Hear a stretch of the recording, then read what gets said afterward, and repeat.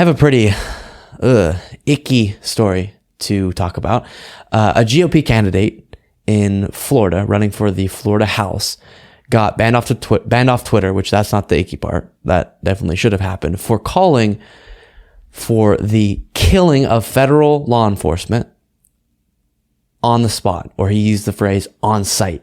So we'll read into this. It's just disturbing how many of these far-right candidates who are running for positions of power and who are rising to prominence are so willing to call for violence openly. Okay, reading.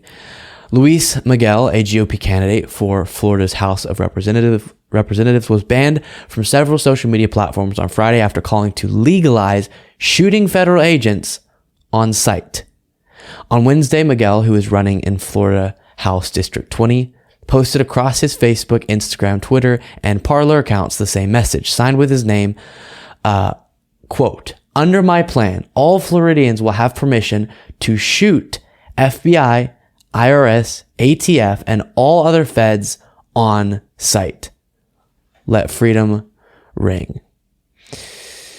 Guys, first of all, if you're someone who gets angry every time anyone gets banned off Twitter, which I think sometimes they do it wrongfully for sure, this is an example of when absolutely there should be Twitter bans. And don't come at me with the freedom of speech.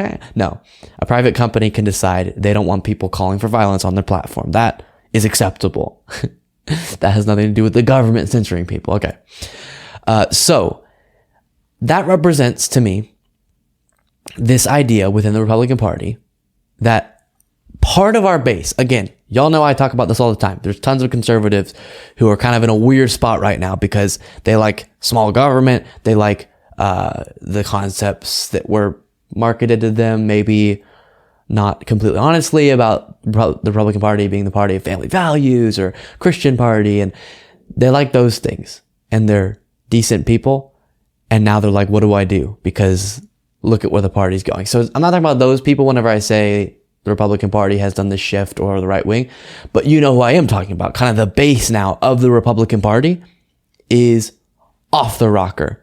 It's crazy. And that is an example of it. This guy knows, and I think he's correct, that one of the ways he can get more prominent within the Florida Republican Party and get more supporters and very passionate supporters is by doing what he just did, which is calling his people, or saying that in his version of Florida, under his plan, people would be able to kill federal law enforcement or federal agents or federal employees, in the case of the IRS, on site.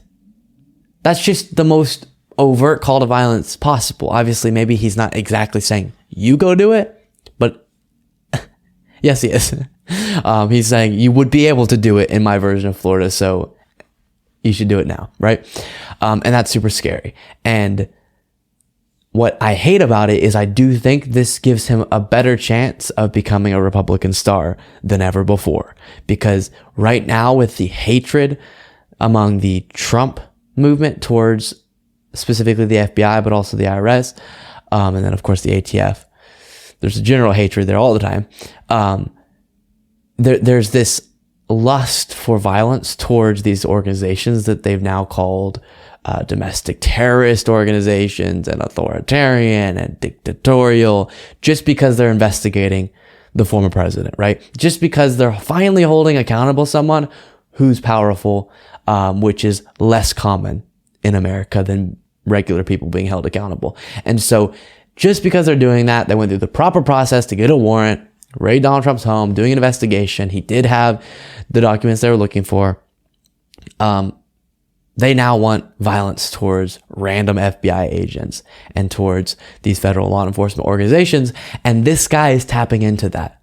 And it's so dangerous. So good for Twitter for banning him, but we need to keep watch out for this far right, and that's why I cover them so much. That's why I cover a lot of their leaders, because they pose a real threat. And we have to be aware of that to properly politically fight that. And we have to win politically so that we can keep them from getting their hands on levers of power. And that's why it's so important that we watch them and watch candidates like this guy and check them whenever they do such crazy things like he did. on social media and beyond.